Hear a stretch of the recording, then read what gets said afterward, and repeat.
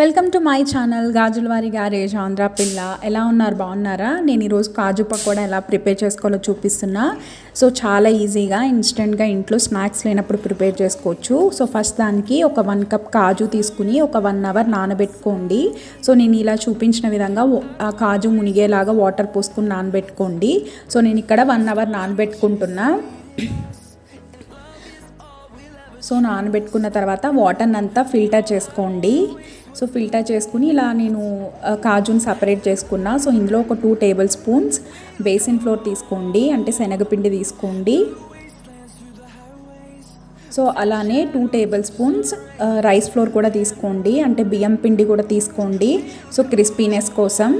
So అలానే 1 tablespoon ginger garlic paste కూడా add చేసుకోండి.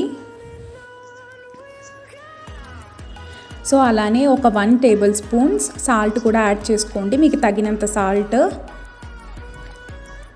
అలానే 1 టేబుల్ స్పూన్ చిల్లీ పౌడర్ కూడా యాడ్ చేసుకోండి. సో అలానే 1 టేబుల్ స్పూన్ గరం మసాలా కూడా యాడ్ చేసుకోండి. మీకు ఇంకా స్పైసీగా కావాలనుకుంటే 2 స్పూన్స్ వరకు యాడ్ చేసుకోవచ్చు. సో మీకు ఫ్లేవర్ కోసం అలా కొత్తిమీర, కరివేపాకును కూడా యాడ్ చేసుకోండి. యాడ్ చేసుకుని బాగా మిక్స్ చేసుకోండి. సో తగినంత వాటర్ని యాడ్ చేసుకుంటూ సో బాగా మిక్స్ చేసుకోండి. కొంచెం కన్సిస్టెన్సీ అనేది టైట్గా ఉండాలి. సో పకోడీ వేసుకోవడానికి కాబట్టి లూజ్ ఉండకూడదు. లూజ్ ఉంటే మనకి ఆయిల్ అనేది లాగేస్తుంది.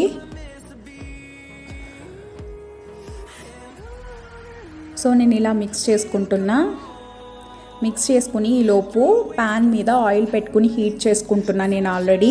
సో ఆయిల్ హీట్ ఎక్కిన తర్వాత సో నేను మిక్స్ చేసుకున్న ఉంది కదా ఇంగ్రీడియంట్స్ మొత్తం. సో నేను దాన్ని పకోడా లాగా ఇలాగా కాజుని సపరేట్గా వేసుకుంటున్నా.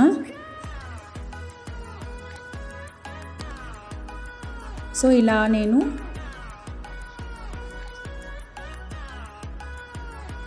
ఇలాగా డీప్ ఫ్రై చేసుకుంటున్నా. So pakoda golden brown colour వచ్చేంత వరకు బాగా ఫ్రై చేసుకోండి. సో నేను ఇలాగా డీప్ ఫ్రై చేసుకున్నాను. డీప్ ఫ్రై చేసుకుని దాన్ని నేను సర్వ్ చేసుకుంటున్నా. మీరు ఆనియన్స్తో, లెమన్తో సర్వ్ చేసుకోండి. చాలా చాలా ఎమ్మీగా ఉంటుంది. Please like, share and subscribe to my channel. Thanks for watching.